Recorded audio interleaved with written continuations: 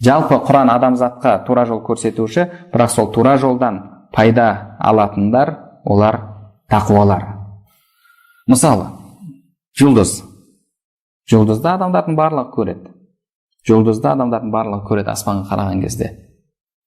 Бірақ одан кім пайда ала алады? Жұлдыздың орналасқанын білетін, мынау солтүстікті білдіреді, мынау оңтүстікті білдіреді деген сол жағын білетін адамдар жұлдыздан пайда алып тура жол таба алады. Құранда Алла субханала тағала біз жұлдызды сол жолды табатын Алланың белгілерінен еттік деді. Уаламат ва бин наджми хум яхтадун деді. Олар жұлдызбен тура жолдарын табады дейді. Кемеде жүрген адамдар жұлдызға қарап ориентир алады, яғни жобалайды. Мынау мына жақ, мынау мына жақта деген секілді. Сол секілді Құранның табиғаты бүкіл адамзатқа тура жол, бірақ одан шынайы пайда ала алатындар бұлар тақуалар. Шынайы тақуалар Құраннан пайда ала алады. Бұл дегеніміз, қашан адам Құранға иманмен келеді, Құранға сеніммен жақындайды, сол кезде Құран оған пайдасын береді.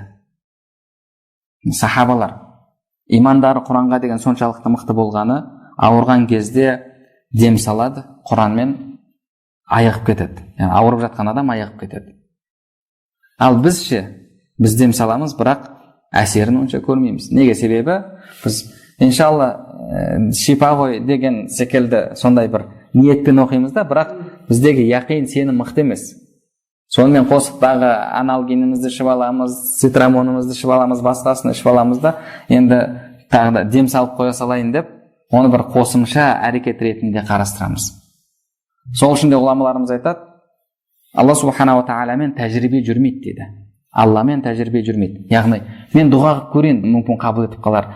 Құранмен дем сап көрейін, пайдасы болып қалар деген секілді ондай көрейін деген ниетпен тәжірибе үшін Құранға жақындайтын болсаң, Алланың кәләміне жақындайтын болсаң, дұғаға жақындайтын болсаң, оның пайдасы жоқ.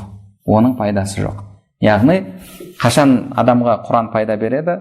Адам иман келтірген кезінде, сенімі мықты болған кезде адамға Құран пайда береді.